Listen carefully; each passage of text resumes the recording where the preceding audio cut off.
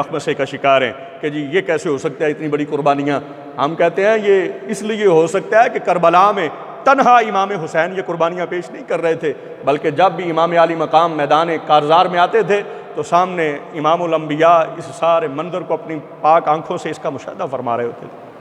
تنہا حسین نہیں لٹا وہاں پر، بلکہ حسین کو دیکھنے والی چشمان محمد تھی۔ جیسے کوئی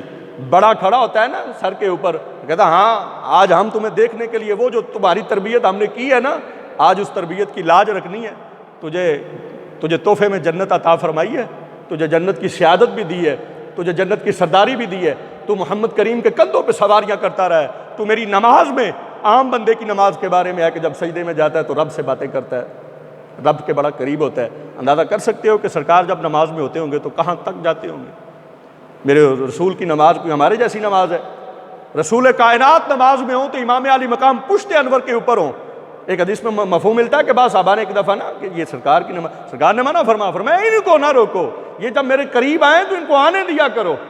پتہ چلا کہ امام علی مقام تو سرکار کی نماز میں بھی اگر آ جائیں تو سرکار کی نماز میں فرق ہی کوئی نہیں آتا۔ کیوں؟ کہ حضور کے جگر پارے ہیں۔ سرکار فرماتے ہیں ان سے جنت کی خوشبو آتی ہے، یہ میری جنت کے پھول ہیں، یہ جنت کے جوانوں کے سردار ہیں۔ اچھا اتنے منصب ہیں، اتنی عظمتیں ہیں، اتنی شانیں ہیں، تو سرکار پھر کربلا میں تو آئے ہوئے تھے نا کہ بیٹا اگر اتنے تمہیں تحفے اور اتنی تمہیں عظمتیں ملی ہوئی ہیں تو پھر آج بتانا ہے کائنات کو، آج قیامت تک کے اس شاخ کے سامنے یہ بات واضح ہو جائے کہ محمد کریم کے کندھوں پر سواری کرنے کا اہل اور حقدار امام حسین ہی تھا۔ امام حسین کو جو بوسے دیے ہیں مصطفیٰ کریم نے، آج ان کی قیمت ادا کرنی ہے۔ تو نے جو میرے سجدوں کے اوپر تو میری پشت پہ بیٹھتا رہا ہے، آج تو نے بتانا ہے کہ میں نے مصطفیٰ کی نمازوں کے اوپر اگر میں سرکار کی پشت پہ بیٹھتا رہا ہوں تو آج میں ایسا سجدہ کروں گا کہ میں حق ادا کر دوں گا۔ ادھر عزیزان مصر کے بارے میں زلیخا کو جو وہ بیویوں نے تانے دیے کہ تو ایک غلام کے اوپر فریفتہ ہو گئی اور تو نے یہ کیا کر دیا، تو بی بی آئی حضرت پیغمبر یوسف علیہ السلام کے پاس کہ آپ ایک دفعہ بے حجاب ہو کے ذرا ان کے سامنے سے گزر جائیں، بیویاں ہیں منہ جوڑ جوڑ کے میرے بارے میں باتیں کرتی ہیں، میں عورت ذات ہوں، میری عزت رہ جائے گی، میں بس دکھانا بتانا چاہتی ہوں کہ جس یوسف پر میں مر مٹی ہوں وہ کوئی عام تو نہیں، ذرا اس کو دیکھو تو صحیح کہ وہ ہے کیا، وہ کیسا ہے۔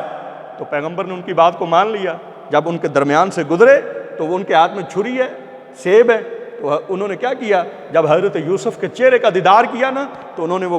جو پھل ہیں وہ کاٹتے ہوئے اپنے ہاتھوں کو بھی کاٹ لیا۔ قطعنا ایدیہن وقلنا حاشا للہ ما ھذا بشر ان ھذا الا ملک کریم۔ تو بی بی زلیخا سے کہنے لگی ادھر ہاتھوں کو کاٹ رہی ہیں اور کہتی کیا ہیں، کوئی ہائے وائے تائے نہیں کرتی، کوئی ماتم شروع نہیں کر دیتی کہ یہ کیا ہو گیا، ہمارے تو ہاتھ کٹ گئے، ہمیں تو درد ہو، نہ کیا کہتی ہیں، اے بی بی زلیخا یہ کوئی انسان نہیں ہے، یہ تو کوئی رب کا عزت والا فرشتہ ہے۔